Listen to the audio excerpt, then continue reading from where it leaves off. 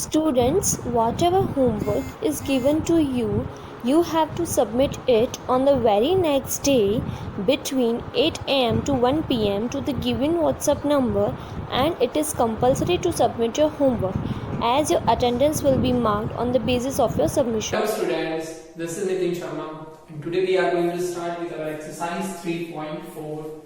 So our question number 1 is state whether true or false. So हमें statement given से हमें बताना है कि whether it is true or false. So our first statement is all rectangles are squares. सभी rectangles क्या है square है. तो हम क्या करेंगे यहाँ पे जो भी है जैसे यहाँ पे square है तो हम square की properties देखेंगे क्या वो rectangle के साथ मैच कर रही है. अगर है तो जो statement given है वो true होगा. So all rectangles are squares. अब square की properties क्या होती है कि सारी sides क्या होती है same length की होती है. But in rectangles only opposite sides are of equal length. Okay? Squares में क्या होता है आपकी all sides same length की होती हैं, but rectangles में क्या है only opposite sides equal होती हैं. So this statement is false. Okay? The next one is all rhombuses are parallelograms. All rhombuses are parallelograms. तो हम किसकी प्रॉपर्टीज देखेंगे पैरेललोग्राम की देखेंगे. अगर पैरेललोग्राम की प्रॉपर्टी rhombus से मैच करती है then obvious this is true. So parallelogram में क्या होता है अपोजिट साइड्स इक्वल होती हैं. तो rhombus में तो सारी साइड्स इक्वल होती हैं. So obvious है कि अपोजिट साइड्स क्या होंगी इक्वल होंगी. अपोजिट एंगल्स इसमें इक्वल होते हैं तो अपोजिट एंगल्स rhombus में भी क्या होते हैं इक्वल होते हैं. एंड जो डायगोनल है वो बाइसेक्ट करता है एंड rhombus में भी क्या करता है डायगोनल बाइसेक्ट करता है. So this statement is true. Now C is all squares are rhombuses and also rectangular. सारे स्क्वायर क्या है rhombus है एंड रेक्टेंगल. तो हम किसकी प्रॉपर्टीज देखेंगे rhombus की एंड रेक्टेंगल की. सो rhombus की प्रॉपर्टी क्या है आपका कि जिसकी सब सारी साइड्स क्या हो सेम लेंथ की हो. तो स्क्वायर्स में भी क्या होती है सब साइड सेम लेंथ की होती है. एंड रेक्टेंगल में क्या होगा अपोजिट साइड सेम लेंथ होनी चाहिए बट स्क्वायर में तो सब साइड सेम लेंथ की है तो ऑब्वियस है कि अपोजिट साइड भी क्या होंगी सेम लेंथ की होंगी. And all angles are 90 degree. So squares में भी क्या होता है all angles are 90 degree. So this statement is true.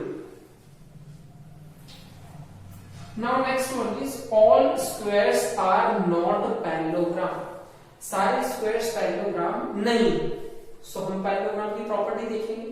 Parallelogram में क्या होता है अपोजिट साइड्स इक्वल होती है. स्क्वायर्स में भी अपोजिट साइड्स इक्वल होती है. अपोजिट एंगल्स इक्वल होते हैं पैरेललोग्राम में. स्क्वायर्स में भी अपोजिट एंगल क्या होते हैं इक्वल होते हैं. So this is not true because all squares are parallelogram. So this statement is false. Okay, now next one is all kites are rhombuses. सारी kites क्या है rhombus है. So हम किसकी प्रॉपर्टी देखेंगे rhombus की प्रॉपर्टी देखेंगे. So rhombus में क्या होता है rhombus में आपका क्या होता है all sides are equal. All sides are equal. लेकिन kite में क्या होता है kite का हमने डायग्राम देखा था कि adjacent sides क्या होती है इसमें consecutive sides क्या होती है equal होती है. ओके इसमें क्या है ऑल साइड्स आर इक्वल लेकिन इसमें कंसेक्यूटिव साइड्स जो होती हैं वो इक्वल होती हैं. So the given statement is false. Okay now our next question is identify all the quadrilaterals that have part as 4 sides of equal length. हमें क्या बताना है हमें क्वाड्रिलेटरल को आइडेंटिफाई करना है. Which type of quadrilateral is this in which 4 sides of equal length. जो सारी sides हो वो equal length की है. ओके सो हमारे पास ऐसे दो क्वाड्रिलेटर है. First one is square. Square में भी क्या होता है आपके सारे साइड क्या होते हैं सेम लेंथ के होते हैं. And second one is rhombus. Rhombus भी क्या है आपका जिसमें सारी साइड्स क्या होती है सेम मेजर की होती है. Next one is 4 right angles आपके फॉर्म हो. ऐसा क्वाड्रिलेटर जिसमें सारे एंगल्स कैसे हो 90 डिग्री के. सो ऐसा आपको कौन सा क्वाड्रिलेटर मिलता है. First one is square. Square में भी क्या होता है आपका सारे एंगल क्या होते हैं 90 डिग्री के होते हैं, एंड रेक्टेंगल में भी क्या होता है all the four angles are measured 90 degree. So square and rectangle. Okay. Now our next question is explain how a square is a quadrilateral. First हमें बताना है कि स्क्वायर को हम क्वाड्रिलेटरल क्यों बोलते हैं. सो क्वाड्रिलेटरल होने के लिए क्या है, फोर साइड्स होना जरूरी है, and a square has four sides. Okay, so it is quadrilateral. So it is a quadrilateral. Square की क्या होती है, फोर साइड्स होती हैं, इसलिए हम उसे क्या बोल सकते हैं, quadrilateral. Second, square is a parallelogram. हमें बताना है कैसे एक स्क्वायर पैरेललोग्राम है. सो square opposite sides are equal and parallel. Square में क्या होती है, अपोजिट साइड्स कैसी होती हैं, इक्वल होती हैं एंड पैरेलल होती हैं. Therefore it is called a parallelogram. इसलिए हम इसे क्या बोल सकते हैं, एक पैरेललोग्राम भी बोल सकते हैं. Okay, now our third part is we have to explain how a square is a rhombus. Okay, so each sides of square is equal, so it is a rhombus.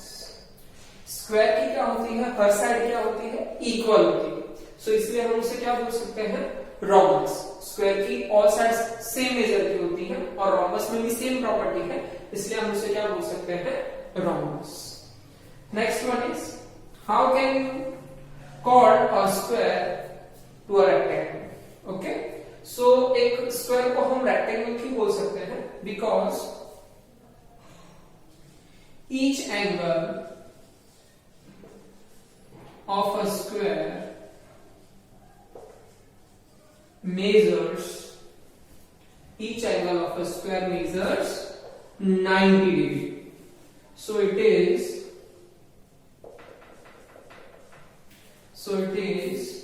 a rectangle. Square में क्या होता है आपका, हर angle कितने degree का होता है, 90 degree का होता है, जो कि किसकी प्रॉपर्टी के सिमिलर है, रेक्टेंगल की प्रॉपर्टी के सिमिलर है. इसलिए हम स्क्वायर को क्या बोल सकते हैं, एक रेक्टेंगल भी बोल सकते हैं. Okay, now our question number 4 is name the quadrilaterals whose diagonals. आपको ऐसा क्वाड्रिलेटरल का नेम बताना है whose diagonals bisect each other, जो इसके डायगोनल एक दूसरे को बाइसेक्ट करते हैं. सो पैरेललोग्राम में क्या होता है, पैरेललोग्राम में भी क्या है, आपके डायगोनल एक दूसरे को बाइसेक्ट करते हैं. सो पैरेललोग्राम्स स्क्वायर में भी क्या करते हैं, डायगोनल्स आप एक दूसरे को ईच अदर को क्या करते हैं, बाइसेक्ट करते हैं. And third one is rectangle में भी डायगोनल्स एक दूसरे को बाइसेक्ट करते हैं. एंड रोम्बस में भी क्या करते हैं, डायगोनल एक दूसरे को बाइसेक्ट करते हैं.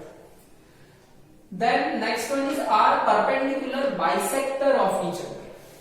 अब सिर्फ बाइसेक्ट नहीं बोला है, कैसा बाइसेक्ट होना चाहिए, परपेंडिकुलर बाइसेक्ट होना चाहिए, मींस 90 डिग्री फॉर्म होना चाहिए. तो उसमें से कौन से है, square and rhombus. Square and rhombus क्या करते हैं, एक दूसरे को परपेंडिकुलर बाइसेक्ट करते हैं. Square and rhombus. Okay, then diagonals are of equal length. Diagonals equal होने चाहिए. सो स्क्वायर के डायगोनल क्या होते हैं, इक्वल होते हैं, एंड रेक्टेंगल के डायगोनल्स क्या होते हैं, इक्वल होते हैं. ओके